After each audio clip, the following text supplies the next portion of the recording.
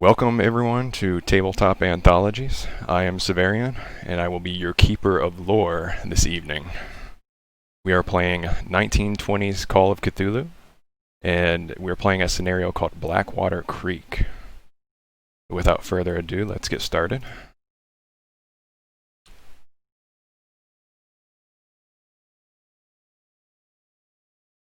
Professor Ernest McTavish has scheduled a meeting at his office in the Department of Archaeology at Miskatonic University for 11 a.m. on the 24th of September.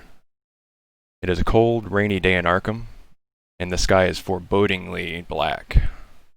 Students and faculty members run across the quad for shelter using papers and bags as umbrellas.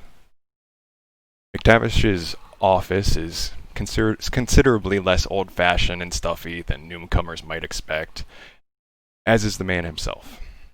The office is airy and has plain white walls, with a number of diplomas and awards hanging in frames.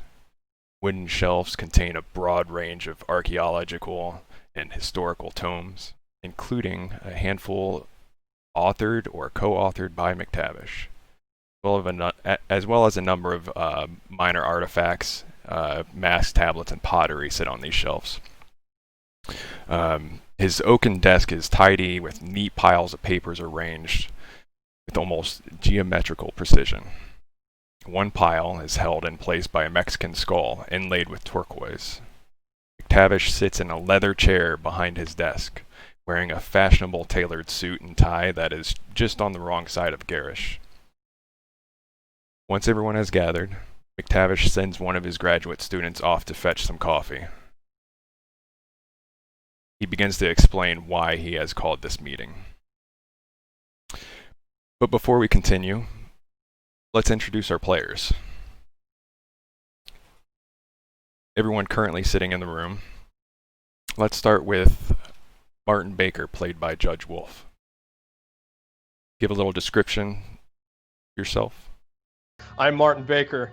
I am in the anthropology department here. I specialize in the occult, which many of my students absolutely love and rave about. We get to talk about a lot of fun things. I bring in a lot of times that I was over in Germany during the Great War with the Marines during Battle of Bella Woods. Got to do a little archaeology after that while we were waiting. Found some very interesting things, and it sparked my interest in some of the odd things that I saw over there. I do have some health issues due to being subjected to chlorine gas, so you may hear me racking with pain every so often. Rather unfortunate, Professor Baker, but I understand, and you don't need to explain at all. I'm not sure if you've met Professor Halstead here? Yeah, I'm Professor Halstead. I'm the professor of natural medicine and of Native American culture. I've grown around Native American culture my whole life, being from Glendive, Montana, with the Crow tribe. That I'm actually an inducted member of the Crow tribe, and I am married to the chief's granddaughter. And so my knowledge on Native American culture and even artifacts with that will come into help during this time. Exactly, which is why Professor Boyle and I have called you all here. We're very concerned about our friend, friend and colleague, Dr. Rhodes.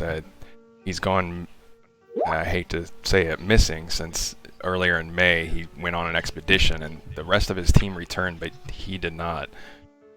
I received this letter from him, and it's got me a little concerned. That's why on suggestion of Professor Baker, we've also hired Mr. Hawkins here as some protection for you. Mr. Hawkins, would you like to introduce yourself to these fine gentlemen?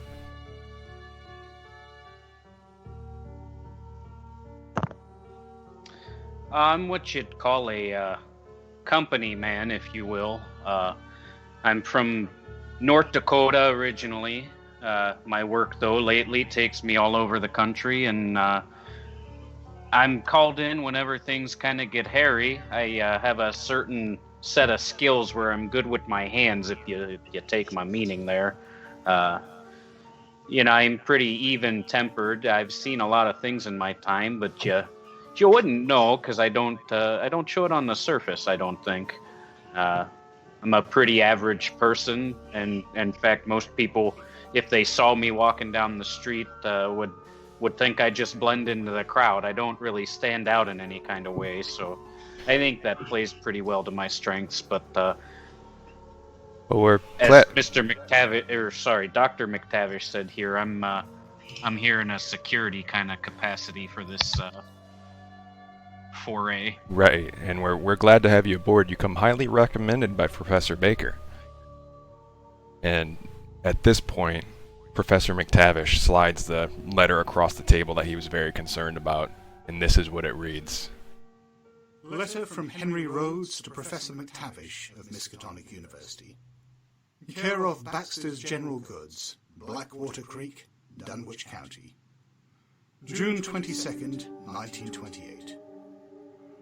My dear McTavish, I am very sorry to inform you that I have been unavoidably delayed in my plans to return to the university.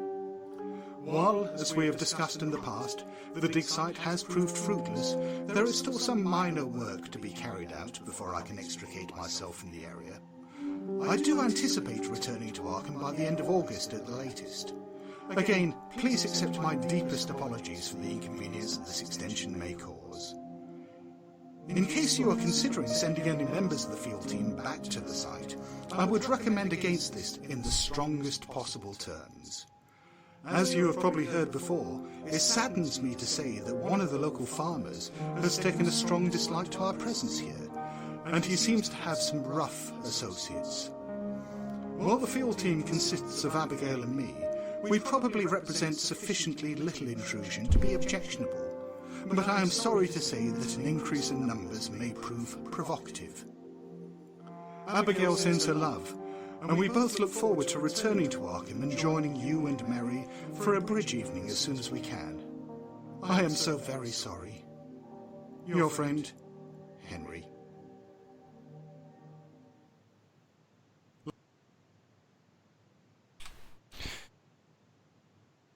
Professor McTavish allows you all a moment to read that letter. He looks very somber. Professor Boyle, I'm sure you share my concerns in the fact that Dr. Rhodes hasn't returned in over 3 months, and he seems to be very troubled by these farmers, and the few students he sent back have told me some troubling things about these farmers threatening them. And Professor Boyle, what do you think of this? Would you?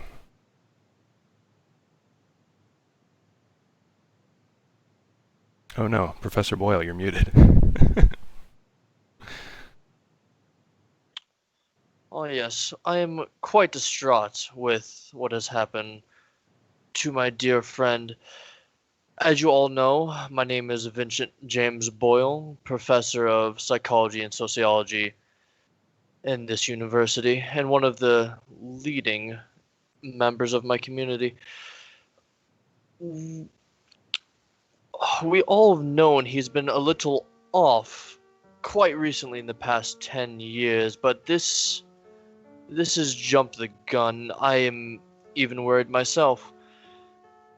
You're right. He's never being been the gone head of this the long. Exactly, and being the head of the archaeology department, I can't leave my post at this time during the semester. I really appreciate Professor Boyle and that you've helped me put together this team to locate Dr. Rhodes. Another thing I find very odd about this whole situation is the fact that Dr. Rhodes sent this letter himself. Abigail always does all of his correspondence. Yes, this is very true. Professor Baker, I know you had tried your hand at many investigations such as this before for the university, so anything I can do to help you.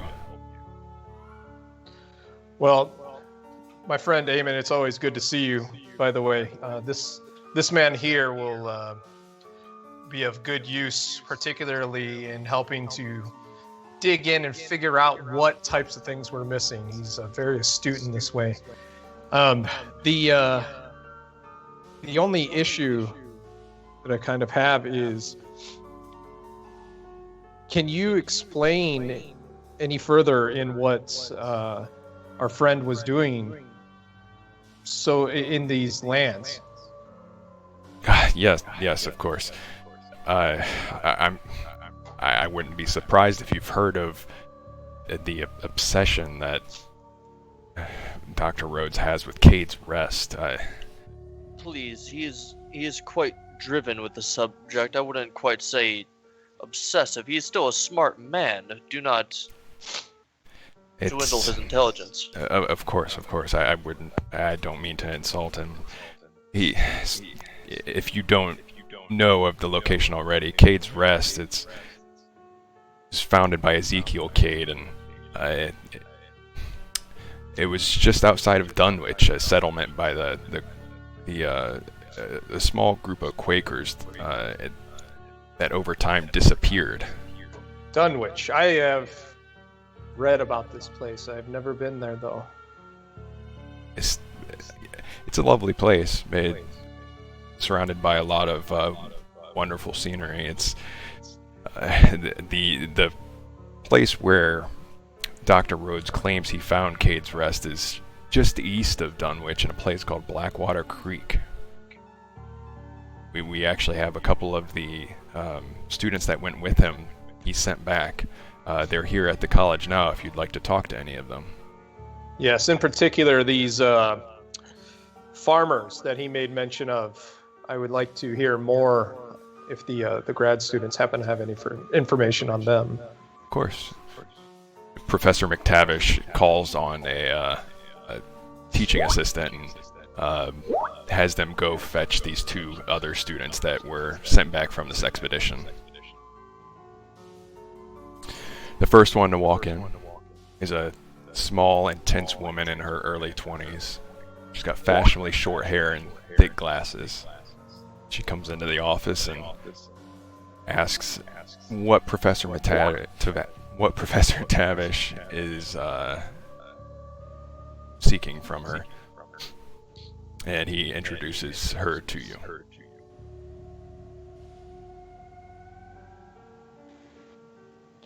What's your name? I'm Agnes Soames. What can I do for you, gentlemen? You were out working with Dr. Rhodes? Yes, I was. He sent us away saying that Cade's Rest, the mystery was solved. He said he found some document saying that Cade simply just went back to Boston. But he... And what? Yes? What was this mystery you were trying to solve in the first place? Well, Dr. Rhodes wanted to know what happened to the settlement of Cade's Rest. So it was a full settlement and it disappeared, or the people aren't there? Yes, exactly. Dr. Rhodes sent a letter here and said that they were having issues with some of the farmers. Do you know anything about that? Yes, there were these two men there, these farmers. I don't recall their name, but I know they were brothers, and they were brutes, brandishing guns at us and saying we were trespassing. And were you trespassing, or?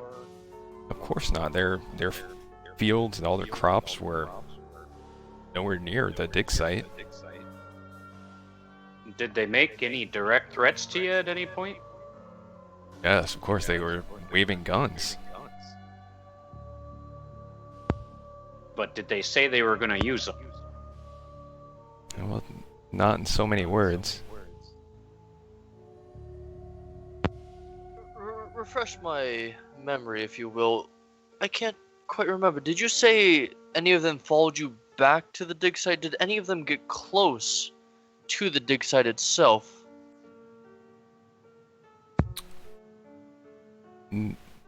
Yes, they came around the dig site and they threatened us and they tried to run us out of town. How many individuals would you say? Oh, it's just 2 of them. I'm sure they have more farmhands, but I can't really tell you much. We didn't interact Did Rhodes not bring anything to defend himself and his students with? No, we're archaeologists. We're not there looking for a fight. No, you never And are, but you don't know him. At this point, another student walks in, a slim young man with messy straw-colored hair. He walks into the office and nods to Professor McTavish. Yes, what can I do for you, Professor McTavish? How close were you, either of you, with Abigail? I was not very close with Abigail, but we saw her around working with her. And this is the young man that just walked in that's speaking now. I'm a little concerned because normally Dr. Rhodes' wife does his writing for him. He's usually, as you know, buried in his work. So do you have any idea why Abigail would not be handling this correspondence that we received? I can't really say I do. I'm sorry, by the way, my name is Clarence Welliver. Oh, nice to meet you there. I'm curious to know, so if he said this mystery's all wrapped up, then why'd he stay behind when you guys came back? Well, he said he had to clean up some tools, and it was something that he didn't need our help with. At this point, Agnes speaks up and kind of raises her hand. Professor McTavish, do you need me any longer, or can I get back to my work? And Professor McTavish just looks at you seeing if you have any other questions. Agnes, I'd really appreciate if you would stay here for a little bit longer. We're a little concerned about Dr. Rhodes. I'm sure that you are too. Why would you be in such a rush to leave? Because this could be in terms of his personal health. We're very concerned about it. Yes, of course. You're absolutely right. That was foolish of me. Anything I can do to help. What kind of work is it that you were trying to get back to? Well, just my student work. You're absolutely correct. Nothing of importance compared to this. Are you Dr. Rhodes' grad student, or do you have a different primary investigator? I'm sorry, primary investigator? That out of character, that's the person who is in charge of your research. Right, I should know that. Sorry. No, it's okay. Back in character. Yep, sorry. No, he's not. I was just sent with him as one of my studies. And what'd you do while you were out there? Well, I helped with the dig sites and cataloging anything that we found. There weren't really many artifacts. It's standard things like some arrowheads and things of those sorts. Did Dr. Rhodes, was there anything he was quite, for a lack of a better word, vicious when wanting to himself an artifact, perhaps? Something you may have found?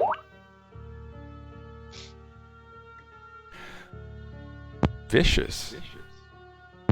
All out of the ordinary, very how do I put this? Doesn't want anyone else to touch? No, nothing unusual. That's the strange thing, is we didn't seem to really find anything. We were told to go back, and well, we took shelter at a the Jarvis farm, I believe was their name, and the woman there made a lovely apple pie, but we had to take shelter there before leaving because of a very severe storm, and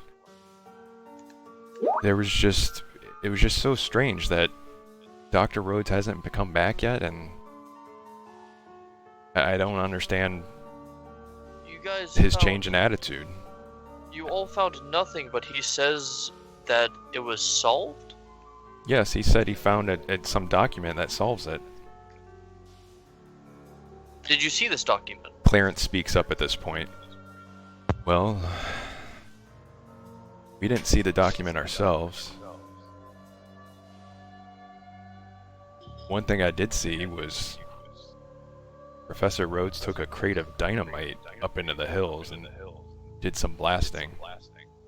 A few days later, he sent us home.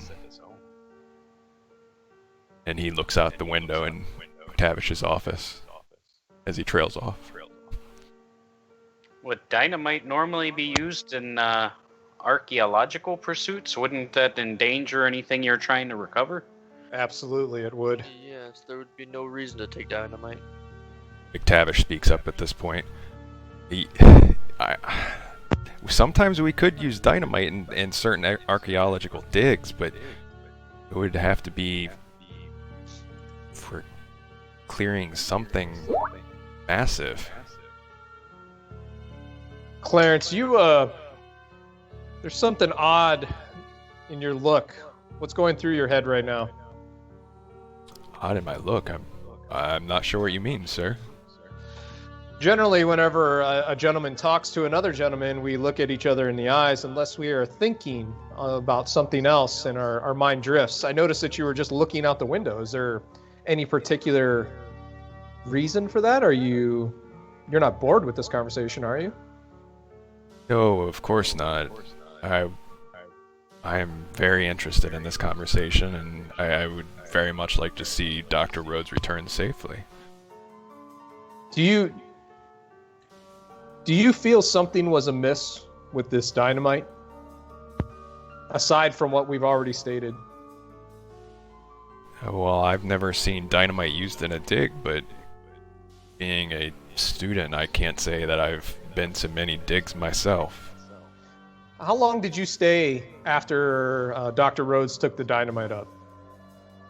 It was just maybe 2 days later. Can you tell me what he seemed like? And did you see his wife during that time?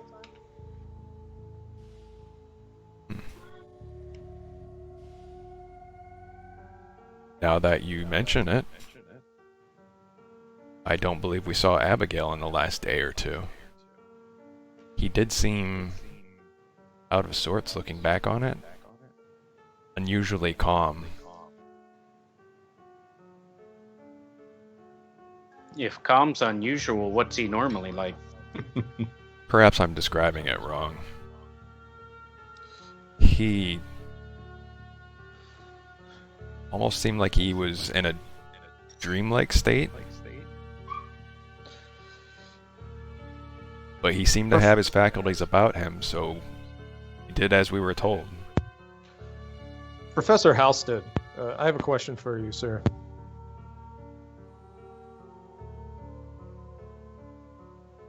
I think you're muted. Uh-oh. There we go. Yeah, there No we wonder I couldn't get a word in earlier. I'm like, yeah. Yes, Professor, go ahead with your question. And I have a question for these two students here in a minute. Please feel free to ask. I'm sure these students are very busy. We will no doubt have time to speak. Please have at it. Well, first, did you all mention that there was arrowheads at this site, correct? Clarence is the first one to speak up. Yes, we found some arrowheads. Besides these farmers, was there any other people around that area? Because I know in Dunwich that there's an indigenous tribe there known as the Sikayuk. Yes. And did you happen to run into any of them? No, I don't believe any of them exist there anymore. Not that we've met. There's the town of Blackwater Creek there, of course, and some of the residents there. I could help by drawing you a map if you don't know the area. The map would be welcome, and you all said that you used dynamite at this dig site. Did you happen to notice any other strange carvings on the walls of these caves that you were in? Well, or we anything like that? we weren't in any caves. There was a dig site just off the road where we dug 3 trenches, and we recovered some pottery shards and arrowheads, as I said, but no such caves. If there was any cave discovered, that's possibly where Dr. Rhodes went to do some blasting.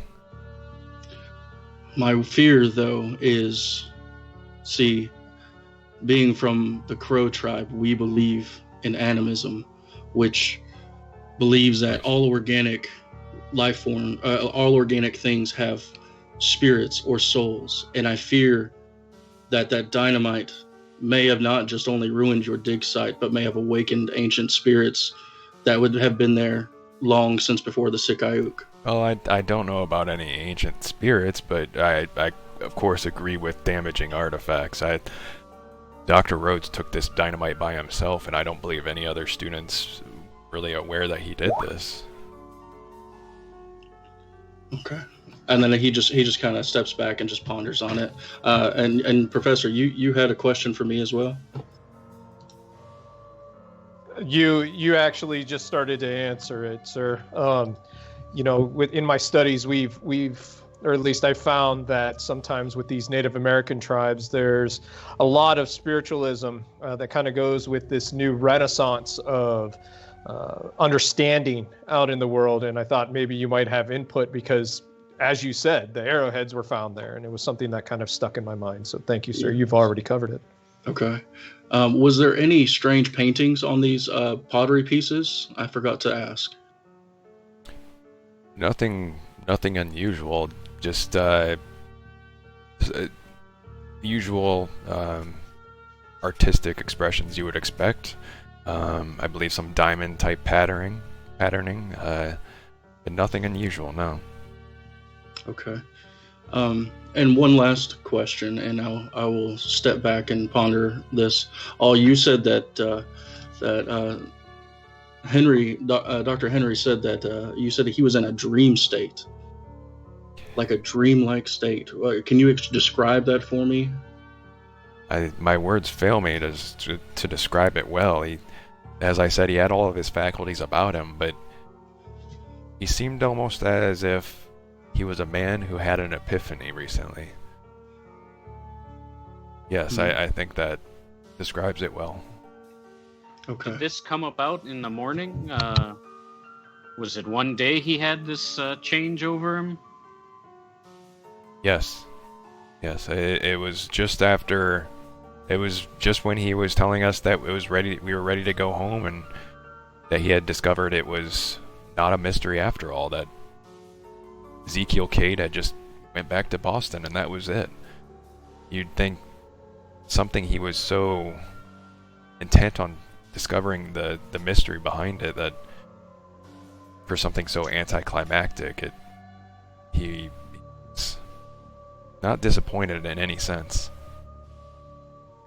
Where was it that you all slept at night? Was it near the dig site? Yes. We set up our own tents and such there, and we broke those down and brought them back with us. But of course, Agnes had mentioned that we stayed at the Jarvis farm. That was just one night.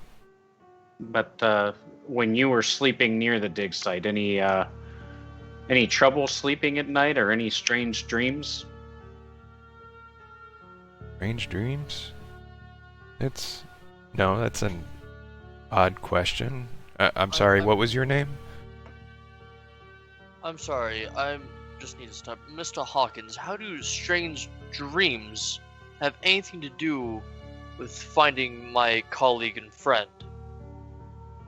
Oh, you know, some people say dreams can express what's on your mind, so maybe there's something he's thinking about that they didn't quite realize. Professor Yes, McTavish on- leans over his desk. Professor Boyle, I hate to interrupt you, but I'm sure Mr. Hawkins has his methods about him, and he's comes highly recommended and has helped the university much in the past. So please allow Clarence to continue.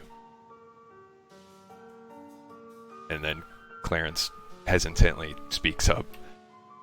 I don't recall having any strange dreams, but strange things, now that you mention, it's... The woods were awfully strange there. A lot of noises I've never heard trees make, if that makes any sense to you. Can you describe that in any way? A deep groaning I've never heard from trees before, but perhaps I've just not been in the wilderness enough. Oh, you never know. Professor McTavish speaks up. If there's not any more questions for these students, I will allow them to leave. But if there's anything else I can help with, there's also a third student that was sent back from this expedition. I could give you his address. Clarence also steps forward to Professor McTavish's desk and draws out a map for you. Would we be able to stop by Dr. Rhodes' office? This way gives a chance to take a look around and see if we can find anything of that might help us out. Of course. His office is just down the hallway. You're free to investigate there. I took the liberty of looking there myself and couldn't find anything of note. He seems to have taken all of his notes and research with him.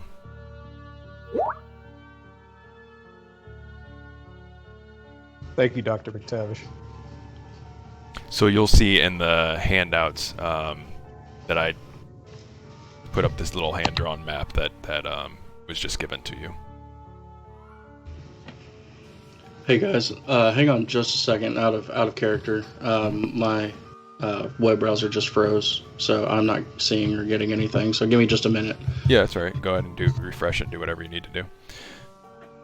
So Clarence has drawn this map for you, and he points out there's a dig site. This dig site is just down the road from Blackwater Creek, which is of course east of Dunwich. East of Blackwater Creek, if you take the northern fork off the road, there's a road that leads up to the Jarvie farm, which I've circled there. Off to the left are more fields, and I believe that might be the farmers that were threatening us at one point, but we did not go that direction. Is that what you've indicated with the X? I'm sorry. The Yes, Jarvis farm is the one that you stayed at. The X is where you believe the... Right. I've just Instigators indicated that you don't want to turn left there. The Jarvis farm is to the right. Understood. Thank you.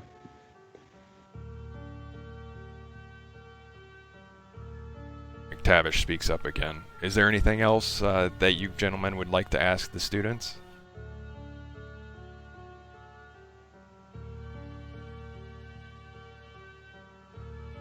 I have what I believe is necessary for right now. Wonderful. Concur. I do not believe there's anything else. That's great. Clarence, Agnes, you're dismissed. Thank you for helping us and offering your information. Gentlemen, as I said, there is a third student that came back from the expedition. His name is Walt Gehrig, and here's his address if you would like to stop by his house and see what other information he could provide. There's also this letter I can offer you as an introduction letter in case he's unsure about the visit. Oh, we appreciate that. Of course. Anything I can do to help in this investigation. I'm very concerned for Dr. Rhodes' safety. Just a quick question. Did you personally know he was taking dynamite to this one? No, this is the first I had heard of it. So do do you know him to have used it before, or do you think he acquired that specifically? I can't say. I don't know that he's ever used dynamite in his digs before. It was supposed to just be a simple dig. I wasn't aware he had procured any dynamite. Just curious. Is there any other information I could provide?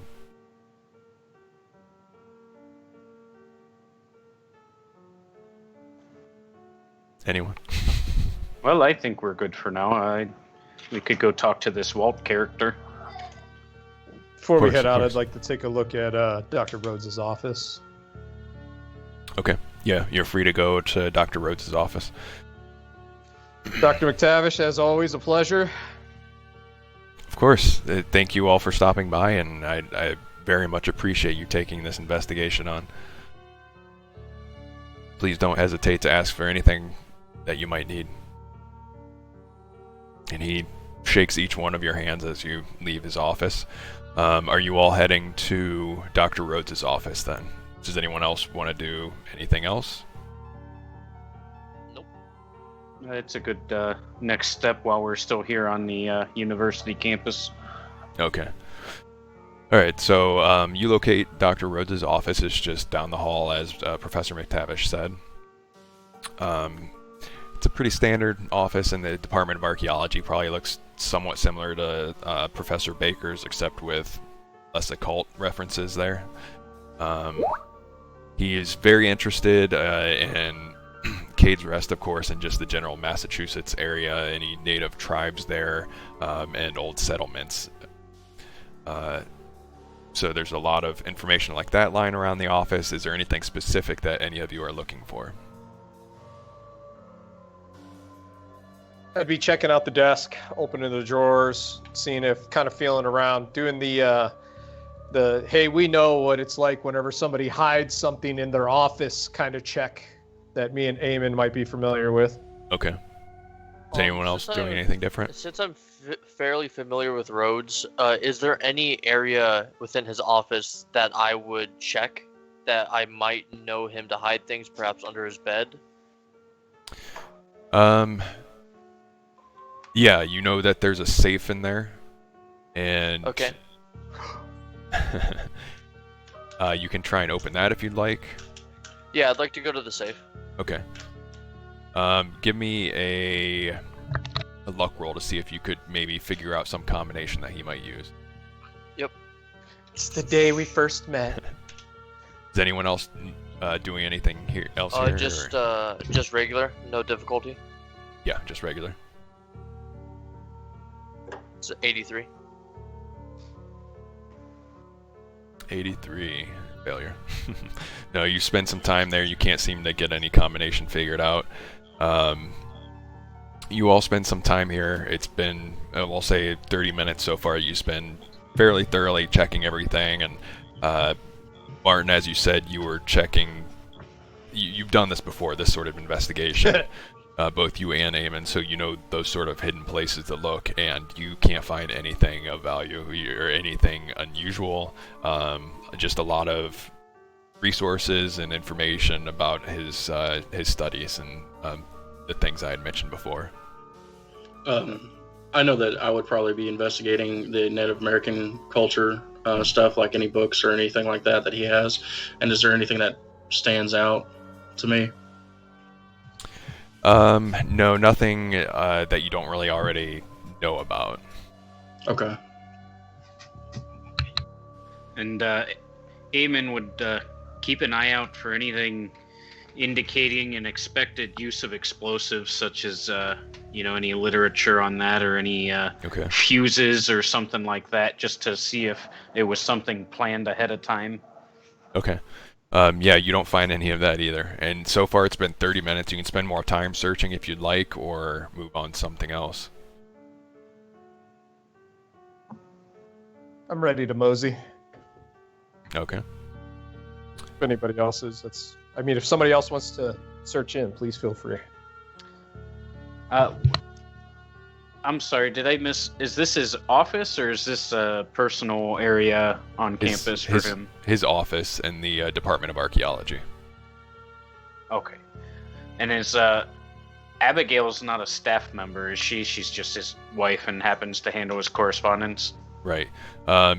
You know that Abigail handles his correspondence, of course, but also has co-authored some books with him. She isn't technically a employee of the university, though. Okay, so she doesn't have her own office or special area. No. He live on campus? Yes.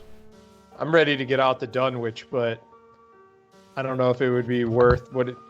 Eamon, usually the professors like myself, I don't know if you two live on campus, but sometimes these, even the married folk have special quarters that they can stay in. What do you think? If you think that's worth looking at, I also wouldn't have minded talking to this Walt. Dr. Boyle, Dr. Halstead, any thoughts? I think we do need to talk to Walt because I think there's still some unanswered questions that I have in regards to what went on out there. And I would like for us to be fully prepared because, like I mentioned earlier, I am fearful of what may have awakened out there or what could have transpired, all these events to happen. Because I don't know if you all know the lore of the Sikayooks in that area, but when Cage Rest was founded, Cage's son Daniel, he wasn't the same when he returned back to town, and he claimed to have seen a devil or the devil, and and I know it seems odd, but messing with ancient spirits from a personal experience is bad juju on these ancient lands. We had a land nearby where I resided at, and it was called the Deadlands. And there was believed to be an ancient curse upon that land. You couldn't grow anything, do anything like that. So I think we need to be fully prepared for whatever may happen out there. So we need to probably question this Walt character first and see if he has any information on that document in particular. Oh yeah, and we never asked where the document came from, did we? Where Dr. Rhodes found that document? Yeah, I don't believe they said. Kind of weird to find a document when you're on a dig site. Well, that's true. Maybe it was oil bound, or an oil bound case buried in the... No, you're absolutely right. That is pretty weird. See, Eamon, I knew there was a reason I called you. All right, so are you guys heading over to Walt's? One second. place? Dr. Boyle, what are you thinking right now?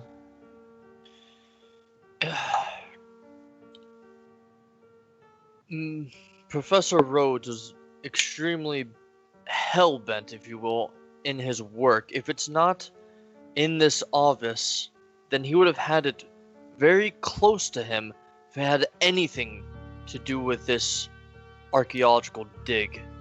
If this Walt has nothing for us, I say we get to the site as quickly as possible. He will not just have it lazily about. He's too strict for that. Thank you for the insight, Dr. Boyle. I'm ready to go. Eamon, are you driving? Oh yeah, I've got the old Studebaker if we need to ride with me. Mister. I want to drive. I'm going to drive separately. If anybody wants to join me in my pickup. I'm sorry that Eamon's car isn't good enough for you. If you want to, I can have a much better car. I have a valet just right out in front and a driver as well. We can have a much easier ride about town if you wish. Instead of being in a My apologies. What did you say, Utabega? So after some deliberation, you all decide to take whatever means necessary to arrive at Walt's house. You're told that he's living there with his mother. This is something Professor McTavish mentioned just before you left his office, actually. He's living there taking care of his mother, and that's why he's not at the university currently. So you've arrived here in front of his house, possibly all in separate cars except for Martin and Eamon. What do you do?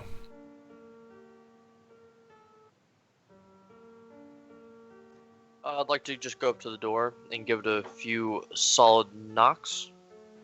Okay. Is everyone else following him? Yes. Yes. Okay.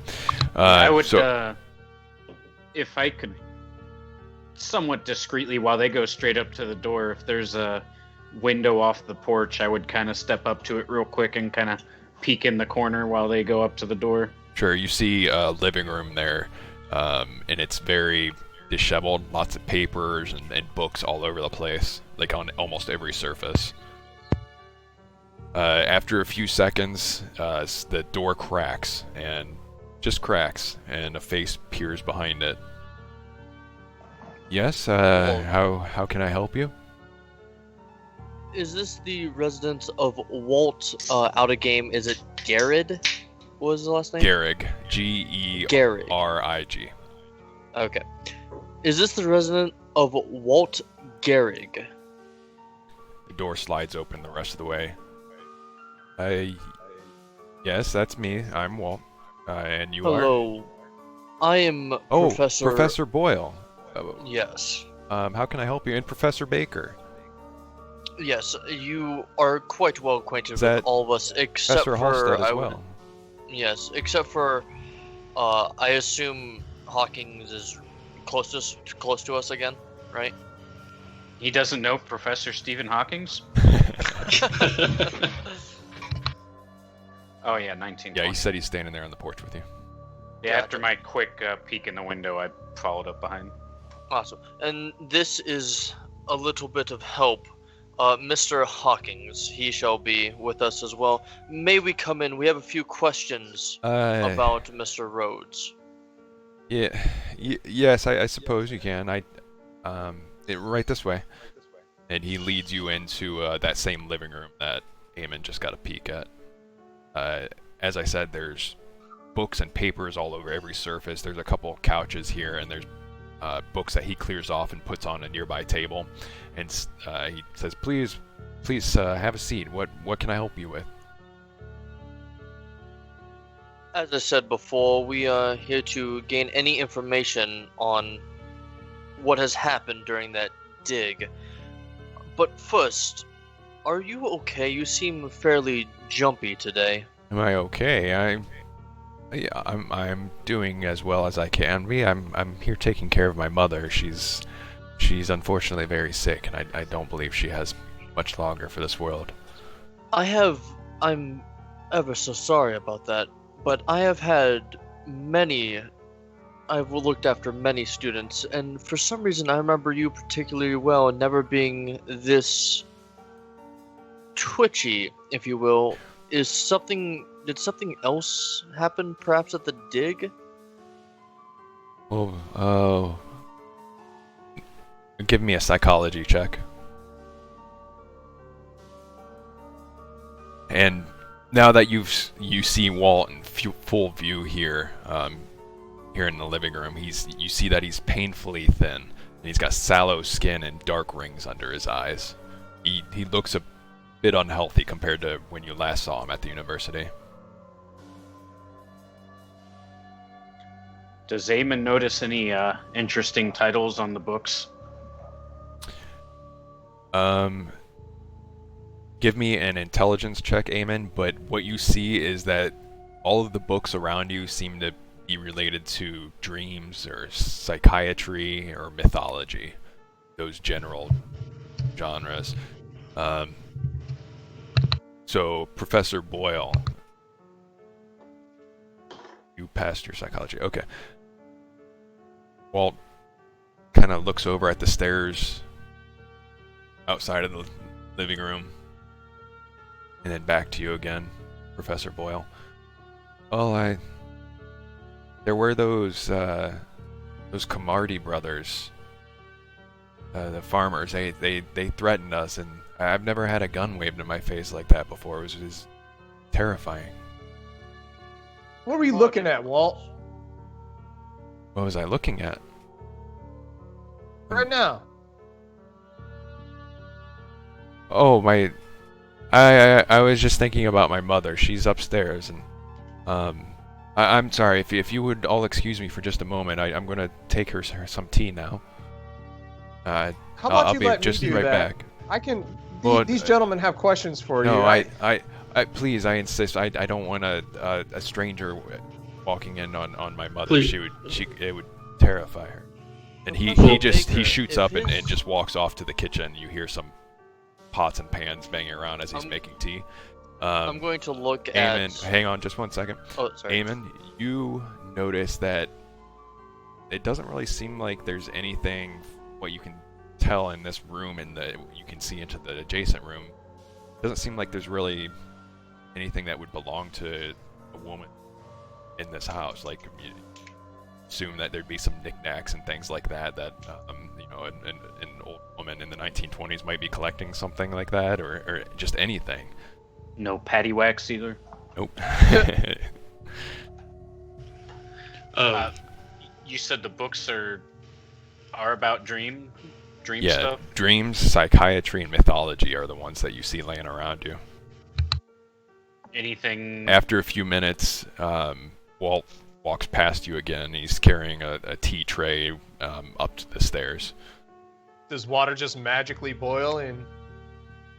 Like, Well, after a few minutes, I mean, did we hear any whistle or anything? This kid. yes, he he got these. he legitimately seems to have tea, if that's what you're getting at. Yes, Yeah. he carries it up the stairs past you. What do? Do you all just sit there and wait for him? I petitioned to him. You know that I'm the professor of natural medicine. Maybe there's something I can do to help your mother. Maybe ease her conscience for a little while. Oh, maybe. And he's still carrying that tea tray. He's just about to walk through the living room. I'm gonna give her tea, and I'll be just right back down. And he walks back Actually- up the stairs. That's a wonderful idea, Halstead. If you would you go check on his mother for me? And Professor Baker, please do not rattle an already shaken student. We might not be able to get any information out of him at all if you distraught him anymore. Dr. Boyle, I'm not sure if you've ever been outside before, but sometimes when you go up to a tree, when you rattle it is whenever the best fruit falls. That's a tree, that is not a human. Trees are actually easier to deal with, but Yes, they do not move nor think. I Like would you, not too. tell Dr. Halstead that. But you have to understand the psychology that revolves around some of these people. Psychology. That is I why am I'm a Walt professor. steps. You hear Walt Exactly, coming down the Dr. stairs at this Boyle. point. And he reaches the bottom of the stairs just as you stop going back and forth on that. Yeah. Bickering. Walt steps into the room. This is what doctors do, by the way. They do this shit. Walt steps back into the room. Is there anything else I can help you with, professors? Walt, were you, are you sleeping well? Oh, no, not really. Are you having nightmares or anything else out of the ordinary? Eamon's eyebrow perks up and he's listening intently. Yes, I have a lot of nightmares about my mother. She, like I said, she's very sick, and I worry about her. Okay. Can I do anything to like, I guess insight is what I would normally call it. See if there's anything. Yeah, you can roll a psychology for me. Okay. Yeah, if that's what you're trying to figure out, if there's something more to it there. Okay. Let's see here.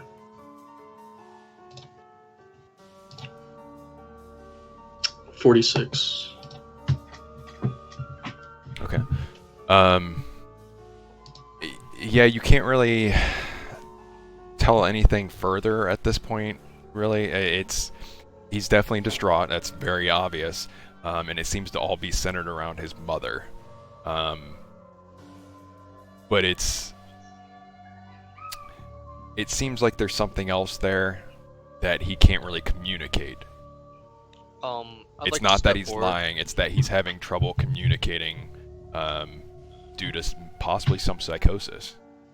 I'd like to step forward in a very calming manner. I'd like to say, Walt, you've been my student for quite some time, and I don't think I've ever met your mother. Would it be okay if I at least said hi to her? Just to get to know you and your family slightly better. To see what you perhaps are going through. I don't know if that'd be such a great idea. Please, Walt, it would mean a lot to me just to get to know you slightly better. Just a moment is all I need. I suppose if please please be gentle when talking to her. I don't want her to be startled. I will be extremely gentle. He sits down on the couch there. Professor Boyle, before you go up, I think I have something in my truck that might appease her and put her at ease a little bit more, and I would like to go up with you as well. And so I go out to my truck, and I grab a dream catcher that my wife had made that I keep in the truck, and I want to take it up there with us when we go to meet his mother, and give it to her and tell her that it'll give some peace when she's sleeping at night. Walt just sits there, and he's kind of a bit twitchy and kind of like messing with his hands. As I walk by, I'd like to just give a quick little whisper to Hawkins, and I just very silently I'd just be like, watch him. He does not seem to be mentally well. He may jump. And I'd like to continue up the stairs. Okay. Is anyone else going up there with them? Professor Halstead, you're going to get that out of your car? Yeah, I'm going to go grab that out of my truck and come up with him. All right, so you two head up the stairs. Professor Baker and Eamon, are you staying here in the living room with Walt? Yeah, I'm going to be... Go ahead, Eamon. I was just going to say, he sat down on the couch, right? Yeah. Eamon would, have his biggest friendly Midwestern smile, and he would sit down next to him in a kind of familiar way of comforting, since he seems so at ease. Okay. Go ahead and roll a charm for that, actually. Robert and Vincent, you head up the stairs together. There's a hallway at the top of the stairs. There's a few doors up here. This hallway goes off to the left and ends in a door. It's ajar, and there's that tea platter that he had been carrying up the steps is laying in front of that door on the floor in the hallway. What do you do? I'd just like to examine the tea platter. Is it strange in any way? No. It looks like a platter with some tea on it, teapot and some cups. Okay. A cup. I'd like to hold my hand up just to tell Professor Halstead just to wait right behind me for a moment as I very easily open the door. Very well. You push on the door very gently. It creaks open slowly, revealing an empty room. There's nothing in this room at all. Completely empty. I'm taken aback. I look over. Professor Halstead, go down there right now, and tell Mr. Professor Baker of the situation. Discreetly, please. Yeah. So I go back down and just outside the doorway where everybody's sitting, and I motion to Professor Baker to come into the hallway. Push myself up. I'm holding one of the books that he's been reading, particularly about dreams, and I kind of just walk over, give him the chin up, and like, what's going on? So we went up there, and Professor Boyle opened up the door, and it was completely empty. And the tea was sitting outside the door, not even touched. Interesting. While he's explaining the situation, would I be able to just go through more doors, perhaps? Yeah, you can open up all the doors. There's one room that seems like it's probably his bedroom. It's kind of similar to the living room in that there's a lot of books and things laying around there. Nothing unusual otherwise, and there's a bathroom and maybe a closet up there. But Okay. you're not finding anything strange other than the completely empty room where he claims his mother is. Okay, I'd just like to walk back down. As I walk back down, I look at Walt, and say,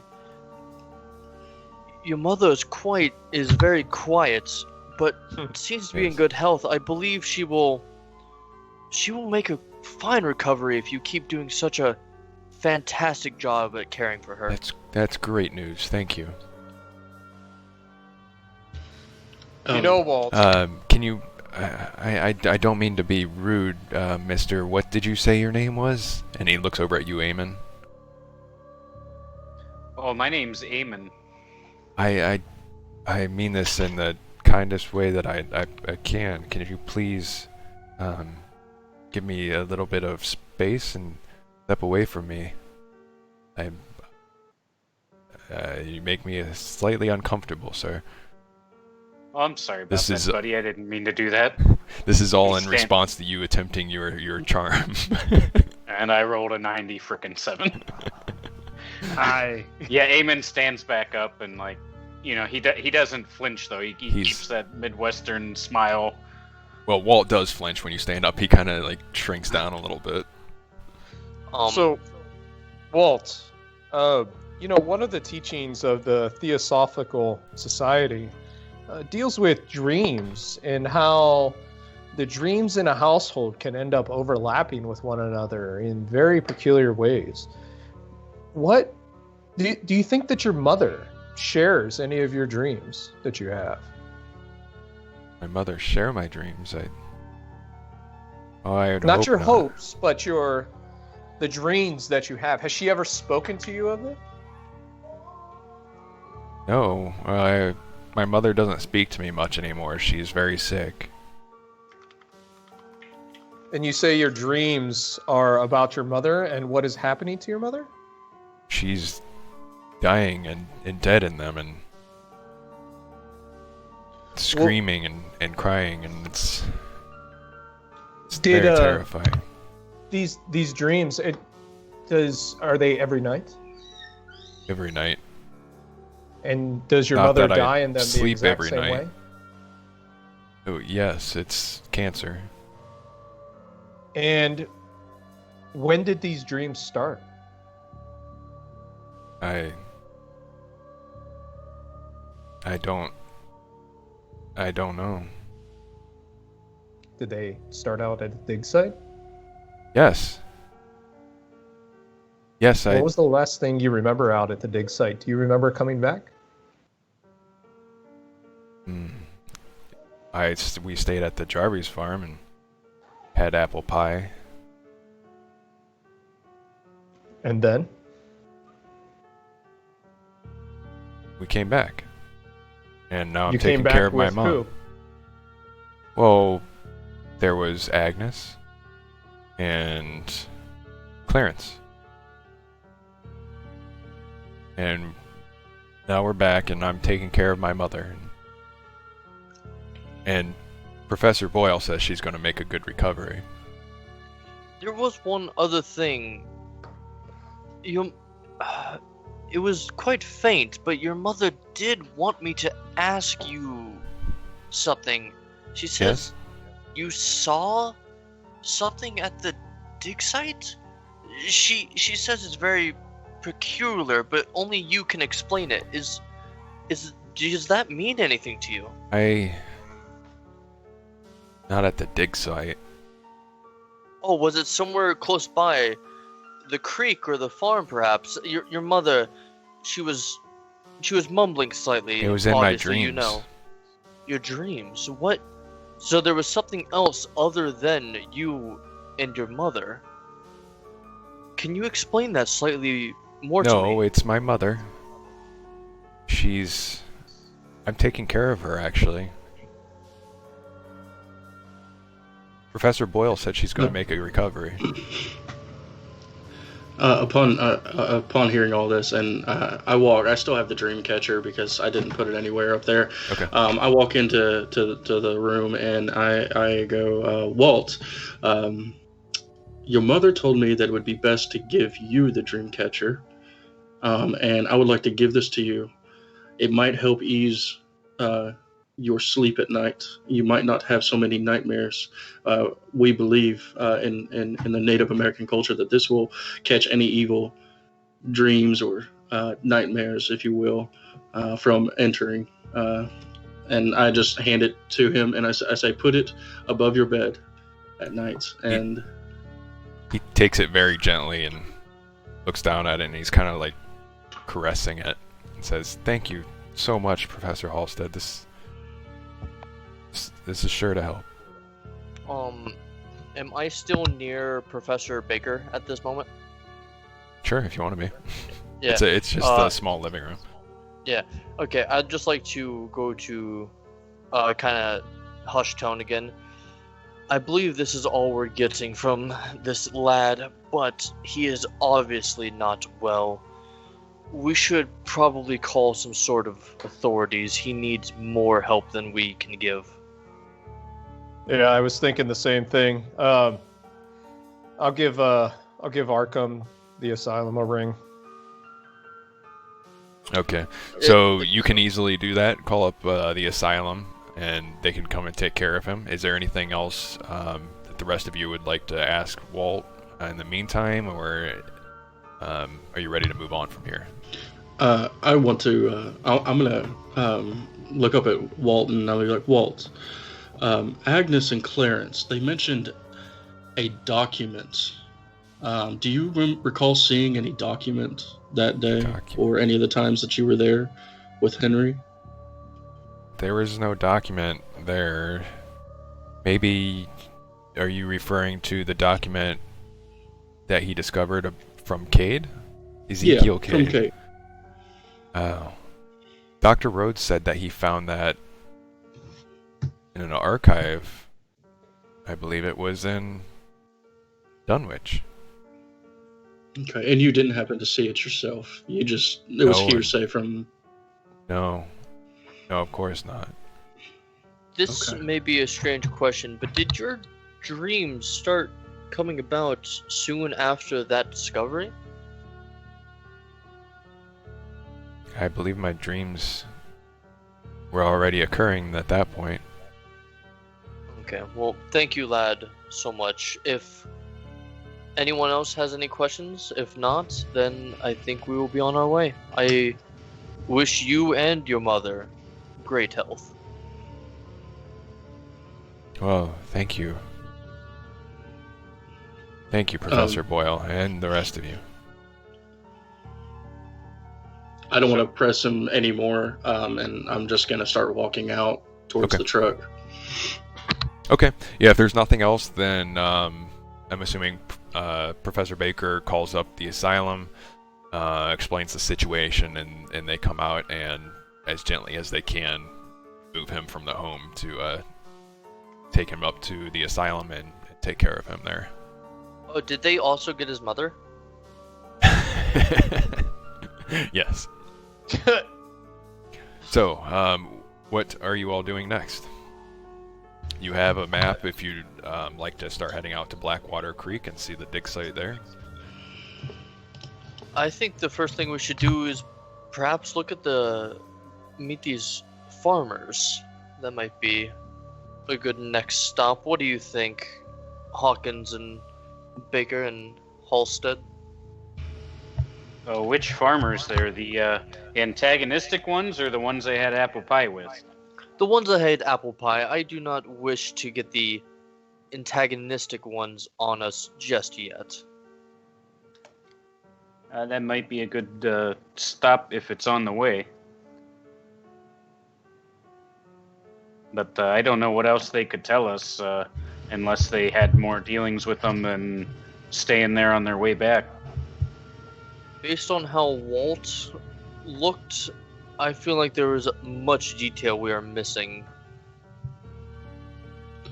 I fear the same thing. I believe there's still yet much we have yet to discover. I would like to maybe possibly, if somebody wants to go with me, I would like to try and locate the native tribe and or at least someone from the native tribe if they're nearby, and maybe speak with them if they know anything that's going on in the I'm area. going to cut you off there just because you would know actually that there are no surviving natives of this tribe. Okay. Yeah. All right. So then I will just go with the group and just kind of Mosey. be in the background. Yeah. Okay. All right. So are you all taking one vehicle, or are you taking a couple of vehicles? Well, I was Ride going to with say, after a thought, Eamon would probably say, oh, well, we're actually being asked to look into someone that Dr. McTavish had concerns for, so it'd probably be best to go straight to the dig site just to make contact with Dr. Rhodes there first. We can gather information as we need, but since they're concerned for him, that should probably be our first stop once we leave town. I agree that the dig site is of importance and making sure that Henry is all right. I'd also like to swing by my apartment really quick before we head out.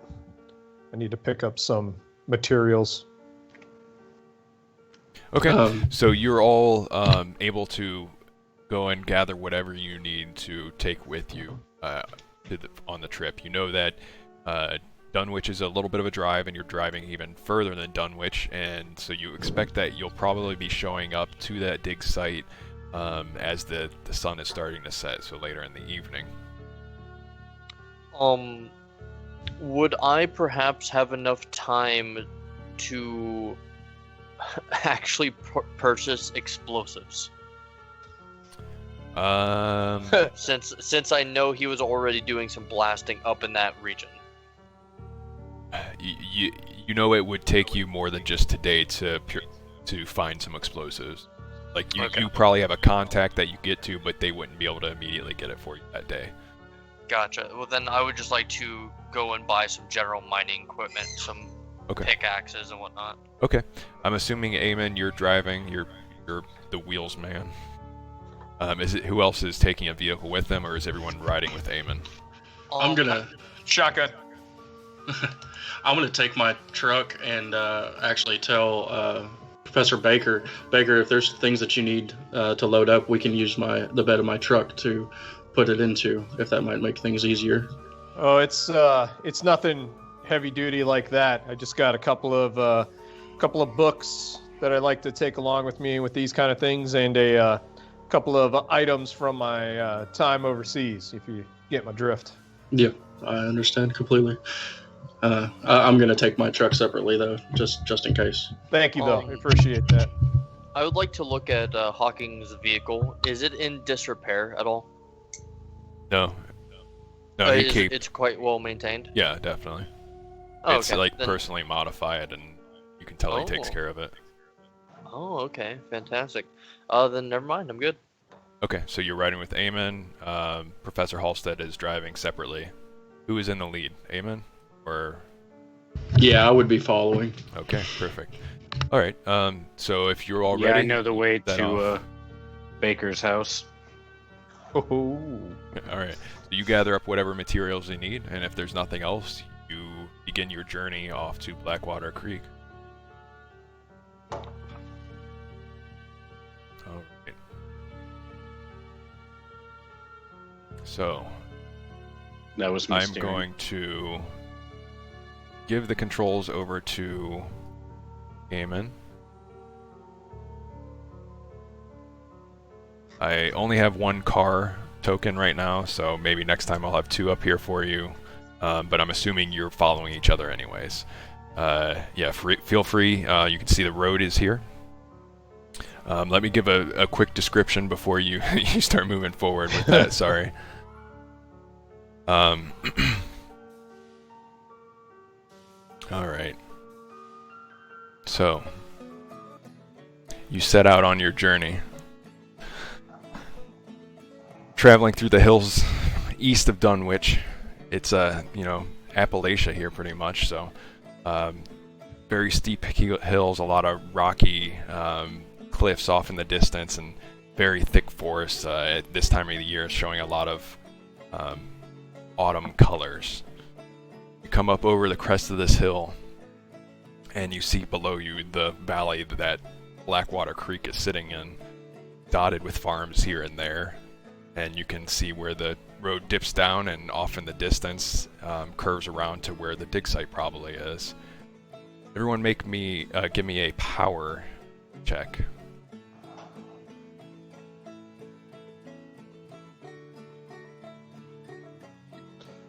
I have the power!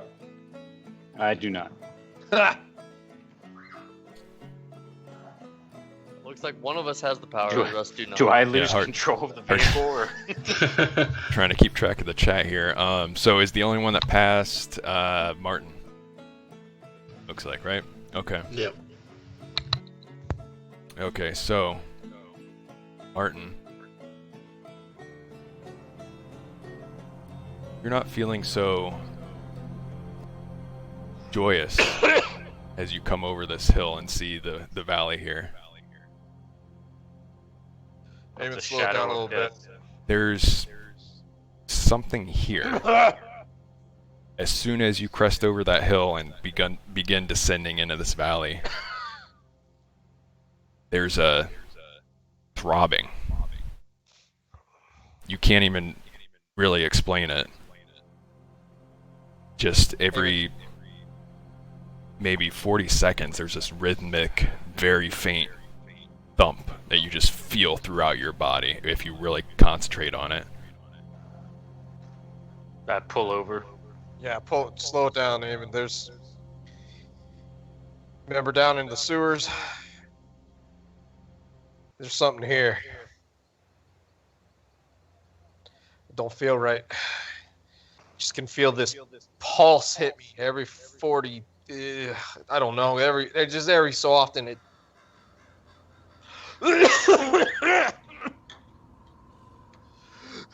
Can't even think right. You're able to, after a few minutes, will it out of yourself, but if you focus on it again, you're able to sense that something is alive here. Whatever Rhodes was digging around for, he found it. I think our friend I lost your name. Alpha. Halstead, right? Halstead, Sorry. yeah. Yeah. Halstead. Yeah, I think Dr. Halstead was right. I think he woke something up.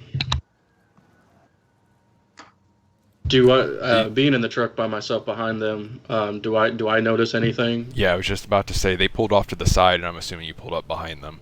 Yeah. So for you sitting back there in the truck, it's this, you see in the distance the sun just starting to kind of touch the top of the horizon. It's still fairly bright out. You hear the sounds of nature around you, and you can see up ahead in the truck. You can kind of make out Martin gripping his head and kind of, for lack of better words at the moment, freaking out. Okay. I get out of the truck and I go up to the car and check on Martin real quick and see if there's anything that I can give him to help ease any pain or anything like that. Like if it's a headache or something. Did you bring any whiskey? Unfortunately, no. Jesus, prohibition. I do. Oh. I do, however, have some herbs that you can take and might ease any headaches or anything like that. Well, I don't think this headache's natural, if you're getting my drift. Well, describe for me, if you would, just a brief statement of how you're feeling? You said you were worried about something being woken up, and something's woken up. You feel it. I feel it. Hmm. You study this stuff for long enough, you start to recognize patterns. Right. Okay. If you are feeling this now, we need to get somewhere before that sun goes down. So I feel that would be our best course of action right now, somewhere safe before the sun goes down. So I just want to interject here and remind everyone about pushing rolls.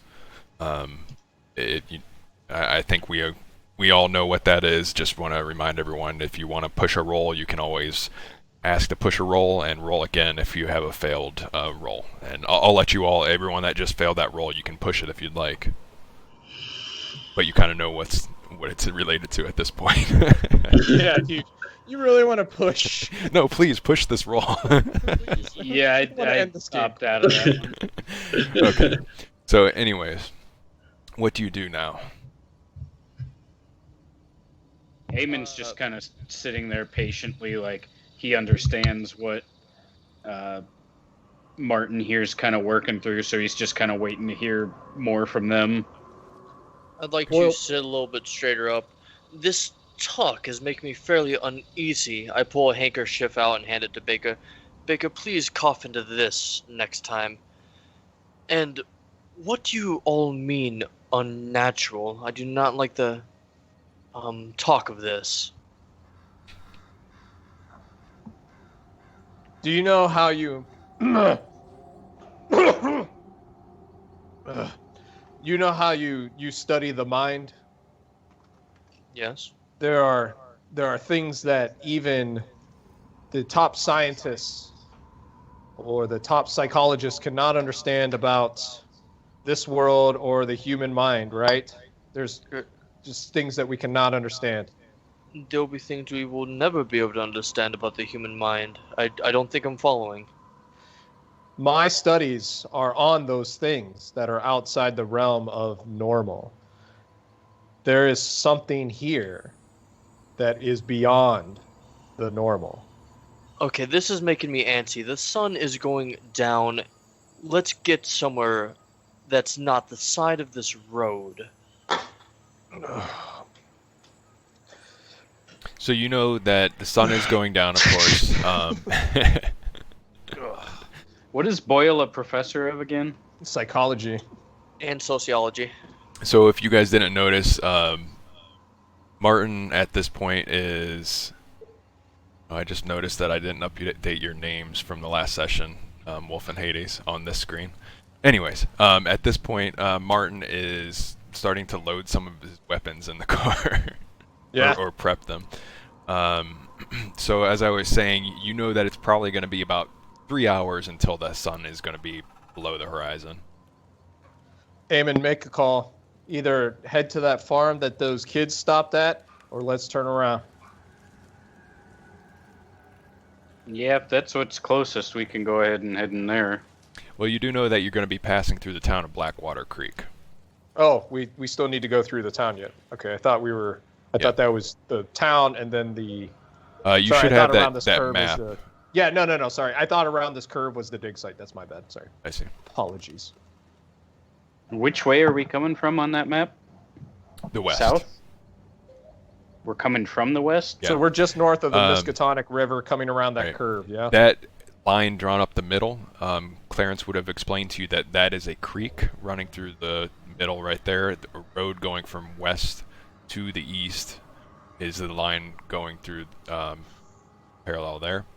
And then the Miskatonic River at the bottom.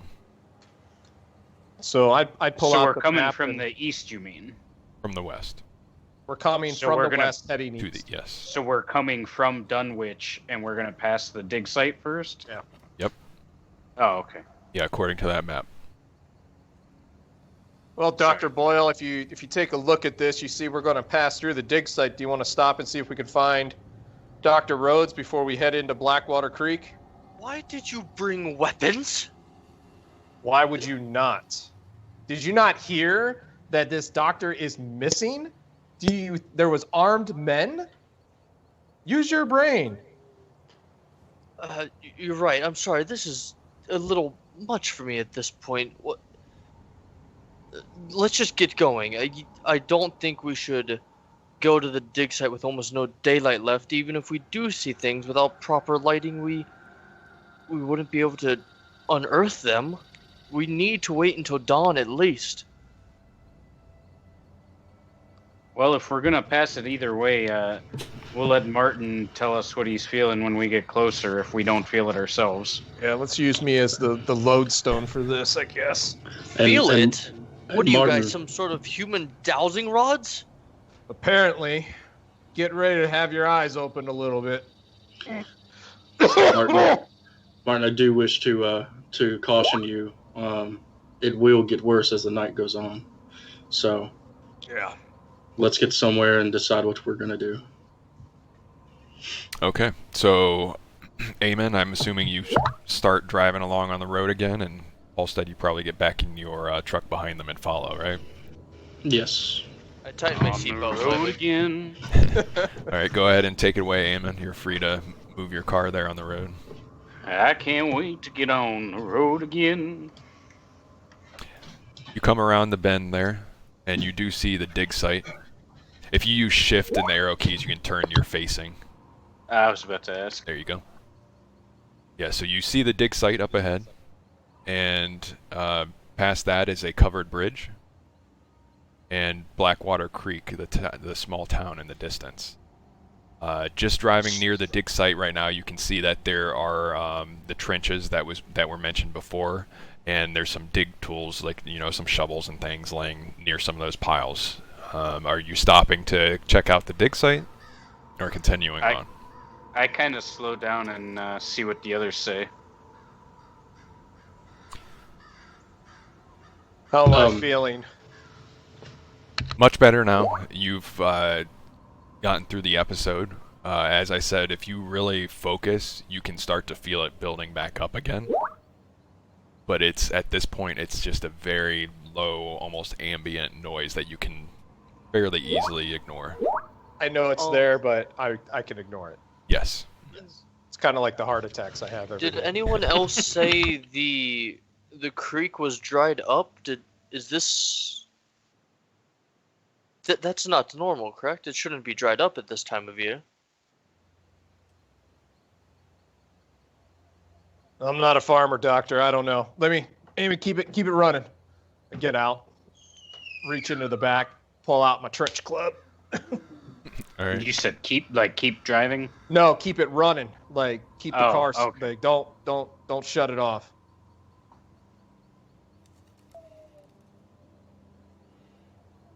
Okay, I moved you over to the dig site on the map. I'm stuck at 70%. Oh, really? I have 70% of a dig site. That's interesting. Who needs I guess more it than just has 70% to though? load for a second. I'm sorry, I didn't realize Foundry did this. 70% is passing. I'm still at 70. Yeah, if you don't have standards.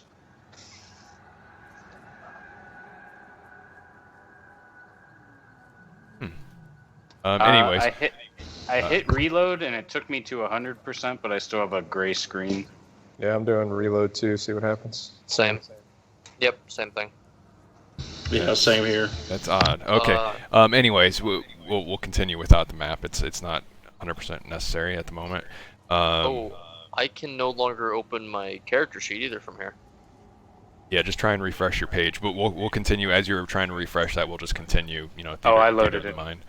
What would you like to do at the dig site? You see that there are 3 trenches at the dig site. Looks like they've been filled in. There are a couple shovels laying here that look like they've been left behind. And the forest is back behind the dig site, and of course the dried creek bed is off to your right. Do we still have daylight currently? Is it Yes. getting close to dusk? It kind of. There's still nearly 3 hours. Oh, okay. Yeah, you would estimate till it's completely dark. Okay, if we're going to look around here, we better do it Oh, quickly. Eamon makes sure he grabs his torch from the car. Okay. Getting a lot Anybody of else? feedback. Yeah, I'm getting some terrible noise. Yep, same. Is that part of the There we game? It's gone. Don't know where that came from. It's all right. Okay. Because Okay. one of those songs that I had actually has that kind of stuff in it. Oh no, it wasn't from that. Okay. All right. Baker, over here, everyone. I think I found a shirt? Perhaps? Nope, you're just looking at some rubble there. Oh, it looks like a shirt. No. Can I say that? Oh, Yes. that just looks like rocks to me. I don't know what you mean with a shirt. Oh, I take my glasses off and I wipe them. I must be seeing things. So you notice that now that you've gotten a little closer to these trenches, that the soil is looks like it was just pretty quickly filled in there, and it's a very dark soil. Is there anything you'd like to investigate further here? Does the soil match with the soil around here? Yeah, from what you can tell. Kind of kick it a little bit, see how if it's loose or if it's been packed down. It seems like it's fairly loose. Like I said, it seems like it was very quickly filled in at some point. When you kick the top of it and disturb it, you see that there's parts of the soil underneath that are surprisingly black. And not just like a dark soil, like it's entirely black. One moment. I purchased shovels before we came here. Let me go grab a few. I'd just like to go back to the truck and at least grab 2 shovels and bring them back. Okay, and you're able to find at least 1 shovel laying here that's usable.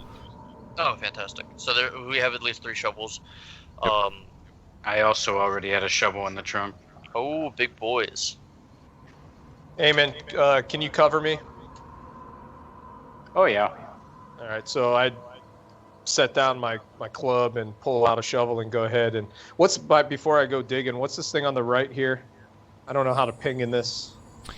It's just rubble, lots of stones that were tossed aside, just general disturbances from the dig. Okay. I'd go ahead and dig. Okay. You spend... How much time do you want to spend digging? We had 3 hours of daylight left, right? Yeah. I wouldn't want to spend more than 20 minutes right now, at least in this one spot. Okay. You dig, and you don't really find anything after the first 30 minutes, but you do... you can tell that there's a lot more to dig out of there. Like, it goes a little bit deeper. You haven't hit anything that hasn't already been disturbed, basically. And the soil is very dark. Is anyone else digging at the same time? Yeah, can I look at the tree line? Do I see anything at the tree line? Well, first, is anyone else digging with him at the same time and helping him? I want to investigate the soil a little bit more. I want to see if there's anything that seems familiar or that I know from something from my Native American background that I can kind of draw from to see if this soil is something that would probably be in the Deadlands from where I was from. Okay. I'll also dig. Sacred. Okay. I'm kind of overwatching and making sure that, I'm watching all the area around us and being aware of anything that might come by. All right. So, Robert, you can go ahead and roll Natural World for that. Okay. And Vincent, you were looking out in the woods, you said?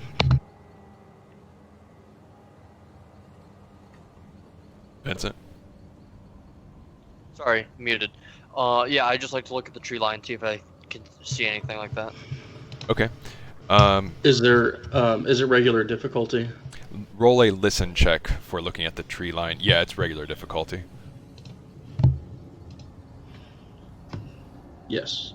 Ooh, that's a good success. Nice. Yeah, you You aren't sure. It's you don't have many tools or anything to investigate here, but you can tell that this seems to be a similar type of soil to what you've seen before.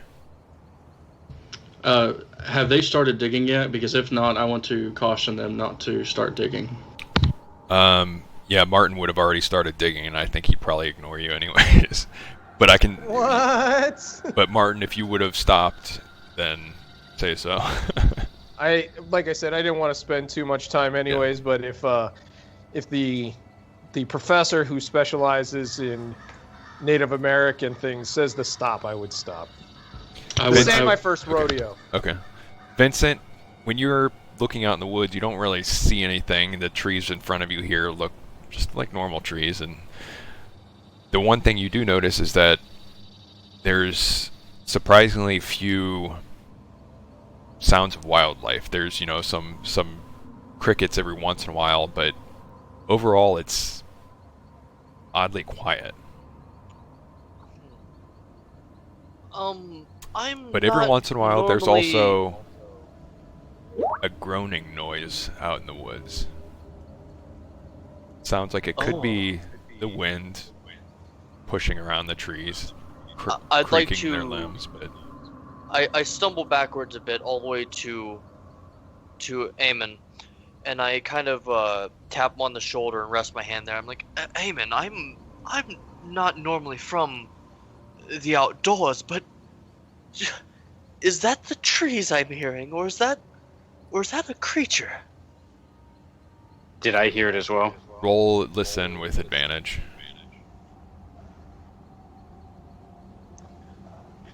And same for anyone else that wants to try and hear it. That's just a +1 or a +2? Yeah, +1. Yeah, I'll try and do it as well. Eamon, you don't hear anything? I ain't heard shit. Martin, yeah, you hear it. And Robert, you do not. Martin, what you hear is what I described. It's a groaning, creaking noise that seems like it's probably trees being whipped around by the wind, but it's got a deep bass to it that you've never heard a tree make before. So put the shovel into the ground, pick up the club, and then I want to kind of close my eyes for just a second and very lightly kind of focus on that pulse to see if it's coming from that direction where the groaning's coming from. You concentrate for a moment, and the pulse comes through you and hits you regularly, rhythmically, and you can almost feel like you can make out where it's coming from, and then a truck pulls up behind you on the road and pulls you out of your concentration. Oh. The truck stops and you hear someone shout, do you gentlemen need help with something? Are you lost? And behind you in this truck... You think four well-to-do men are going to be lost out here? Well, I don't mean to offend, sir, but this appears to be a man in his early 50s with a ruddy face and a bushy white beard. And seems like just a very polite-looking face. So I really don't mean to offend. You actually do look like you might be lost wandering around out here in these woods and in such nice clothing, some of you. Sir, these ditches look like they've been fairly recently filled in. Perhaps did you do this? Well, no.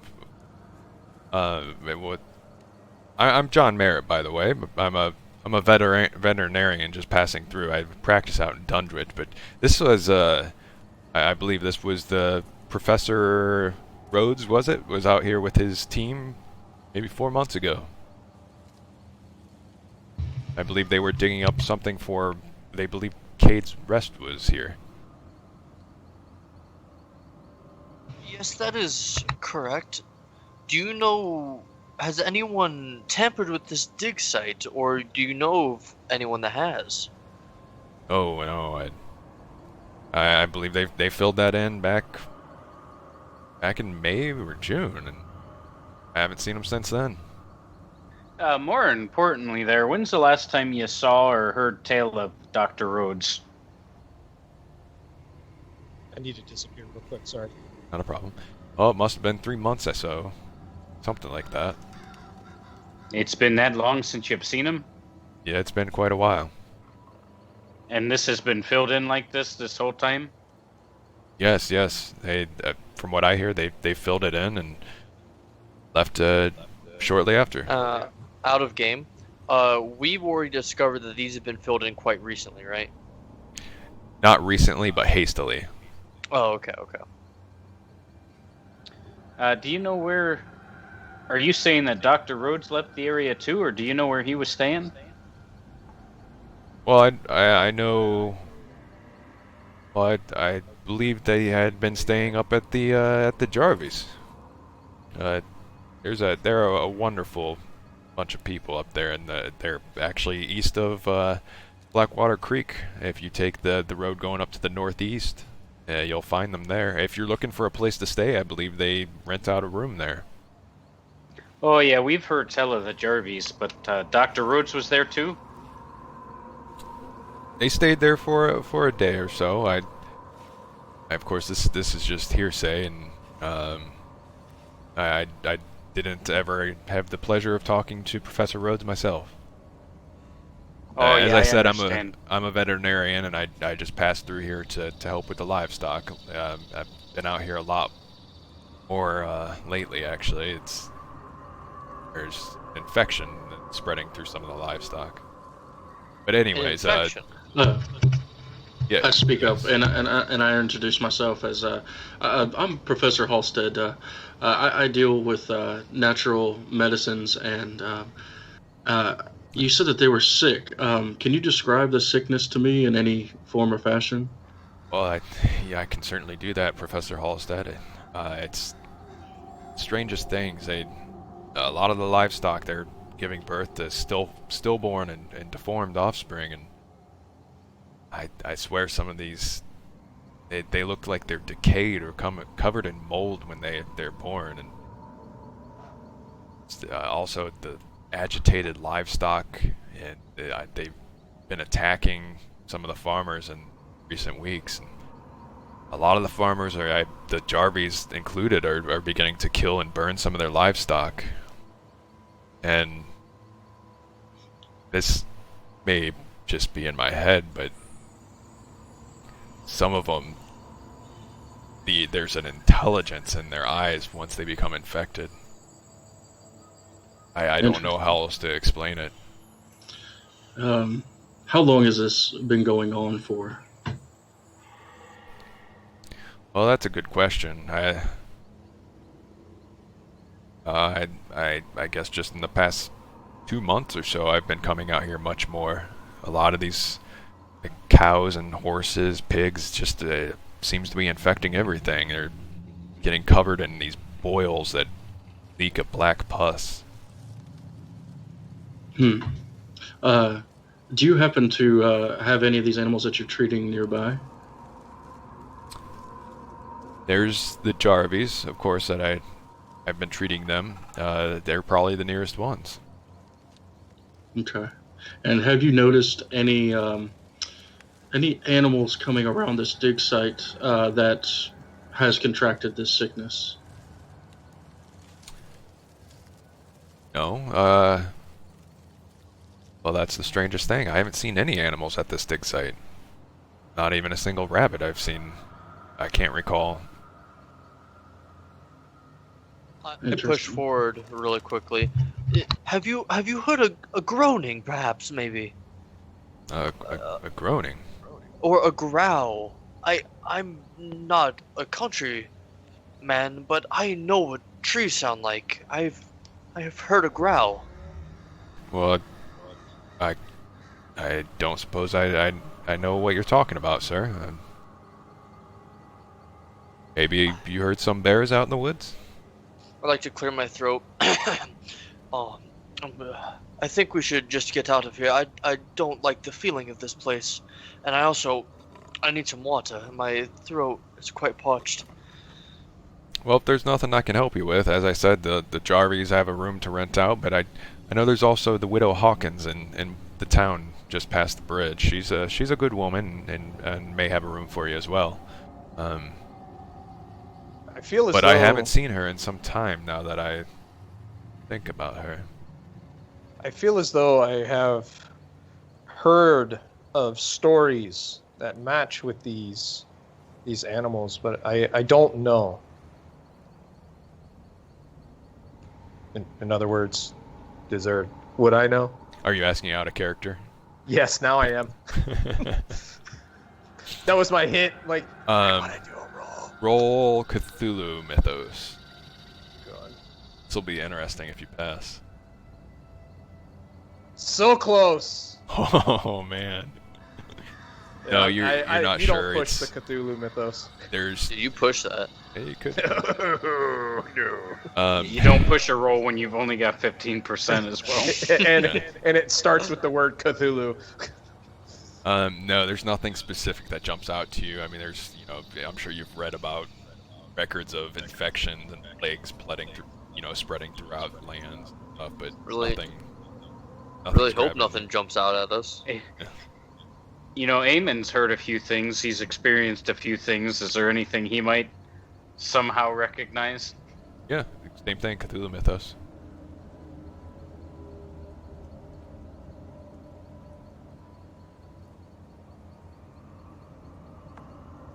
It was worth a shot.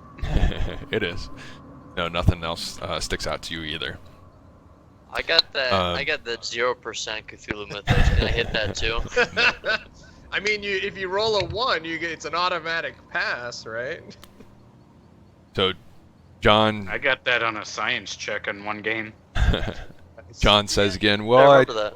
I'll be moving on now if you don't need anything else. It's a pleasure to meet you all. Hope to see you around. And if you don't stop him, he drives off. Yeah, Eamon would shout, "Oh, we thank you for your time, mister." Yeah, I'm good. Okay. So probably close to an hour has passed, like 45 minutes. What do you do?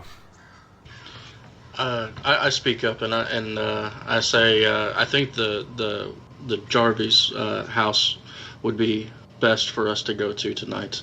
I would like to investigate and see about these animals that have gotten this sickness, as well as question these farmers as well. I think we should just get out of this place. It's Martin, giving me the... Roll an archaeology check. Who? Martin. Professor Baker. Martin. That's what I thought you said. I just wanted to make sure before I started chucking dice. How do I reach these keys? Sorry, Vincent. Go ahead and continue if you had something else. Oh, I was just saying how my... I'm pushing I was just saying how my character is uncomfortable currently. Okay. Yeah. Sorry, it's just I want to say if you're going to push that, you're probably going to take longer with the examining the dig here. I'm obsessed. Fine. Martin is a pretty obsessive kind of guy, so. All right. So Vincent, yeah, the woods feel like they're almost alive, and you're kind of getting in your own head right now, but with the sound of music. but you do feel very perturbed. Okay, on that then, I would just like to close my eyes, dull my head, and just take a few deep breaths in to try to calm my own self. Okay. Yeah, that seems to be working very well, actually. Martin, you take another look before you're you're about to step away and do this as a lost cause, and you think you need to get to shelter, basically, before the sun sets, and when you start to step away, you notice that there's some pottery shards there, some arrowheads, and there's also some bones in it. So I'd squat down. As I'm walking back towards the car, I'd look back and kind of squint and cough a little bit, and then kind of squat down and gently move the dirt around and grab the pottery shards and look at them, and I hold it up. And I say, I'd look at it first and try to determine. I imagine that we're looking at something that I'll be calling Halstead over for. So you pull a small fragment of bone out of there, and it looks like, from what you could tell, it could be human. It's been burned. So I'll stand up and kind of brush my hands off, or at least one hand off onto the my pants, and say, "Gentlemen, obviously I don't want to do the old take a look at this, but you might want to come take a look at this." And Halstead comes over and takes a look at it, the items that he's showing us. And I'd hand them over. They're more Halstead, than happy to do a medicine roll. Okay. Let's see here. And Martin, as you're handing that over for him to examine, you're able to push back the dirt just a little bit more, and there's quite a few more bones that you're pulling out of there.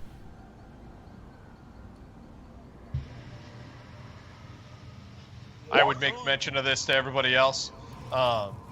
It's like something strange is going on here. This isn't the kind of thing that you would find in an archaeological dig that just had dirt thrown back onto it. Please tell me, those are animal bones, are they not? No. What?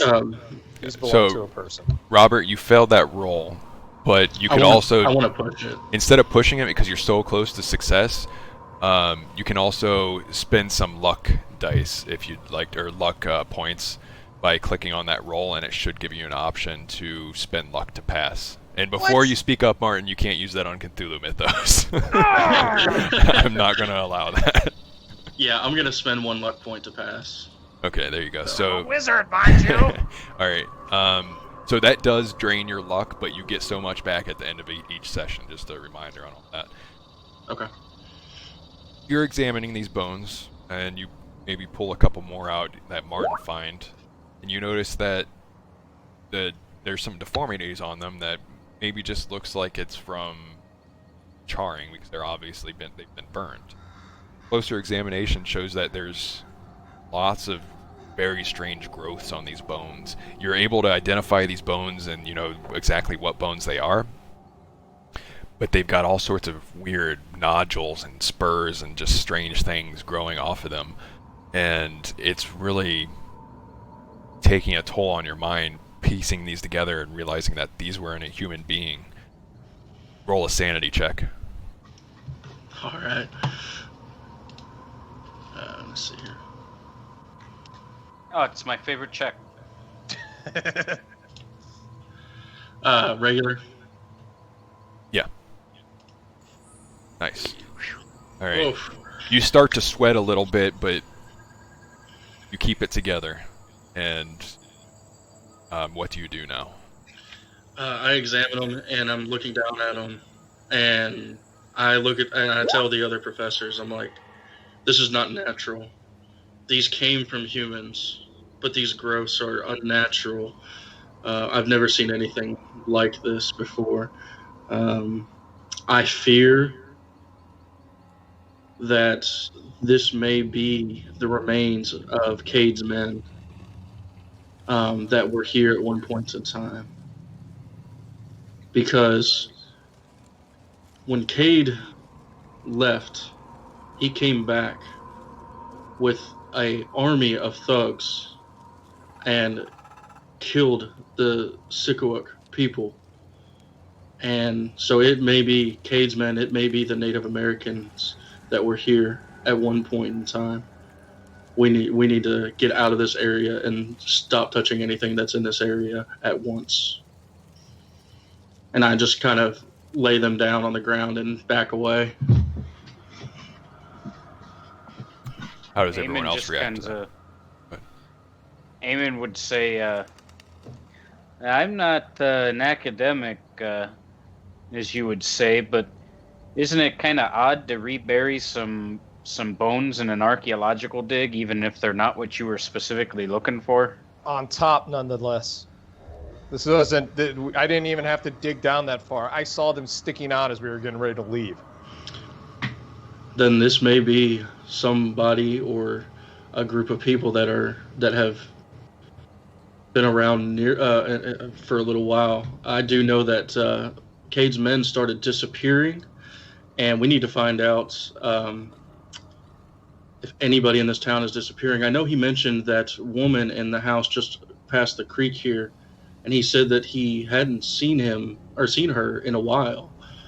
We probably should look in there before we go on up to the farmers and see if we can see anything. Before we head out, I just want to take one last glance around, not specifically at the dig sites, but maybe a little bit around it. Was there anything perhaps left behind? No. Okay, then I'm good. Just the couple of shovels that you found. Nothing else really. Okay. All right. So what do? Are you all loading back up in your vehicles and driving towards Blackwater Creek? I think that'd probably be the best bet. All right. So I will take us back to the map here. Did that actually load this time? Let's hope it does. All right, there we go. Yep. All right, so maybe it just needs to load once. Okay, Eamon, before you start moving along, well, actually, go ahead. Are you just crossing over the bridge there and heading towards Blackwater Creek? It sounds like a dangerous question. I feel like it's this No, go bridge. ahead. Well, It that looks truck sturdy. Went, That truck that went truck through went it. the other Yeah. direction, right? Yes. So, yeah, I would just drive over the bridge. Yeah. Okay. You're driving over the mine Whoa. bridge, right? Well, one second. As we're driving, can I see that little campsite down below? Yes, you can. I'd like to tap on the Eamon's driving, correct? Yeah. I tap on his shoulder. I'm like, wait, stop the car. Do you see that small? Is there is there a lit fire, or is that just Yeah, on the there's map? It looks like a little campsite, like a ramshackle sort of building there. I tell him to stop. I'm like, do you see that campsite down there off in the distance? Okay. Do you think we should check that out? You were pretty insistent that we get inside somewhere really quick. Do you really want to spend time now checking that out? We're fairly close to a house. This probably wouldn't take too long, and the only reason why I was freaked out is the woods. I'm not used to them. I'm quite familiar with people. I know why they work. Martin, you got an opinion on that? Whatever you think, brother. I trust your judgment. Well, that's why I was leaning on you for. Let's check it out. This wouldn't be Okay. the first time I had to do something like this in the dark. Okay, so let's stop your car right there. Drive across the bridge. And you don't see this as you enter the bridge, but once you get past the other side and you break the threshold of the bridge on the other side, you see a man laying in the grass off to the side of the road on the right, and the town of Blackwater Creek in the distance. Hit him. And with that, we've reached our 2 hours. And here at Tabletop Anthologies, we like to generally keep our sessions to 2 hours. So tune in next time for the continuation of this. I guarantee that that things are just getting started here in Blackwater Creek.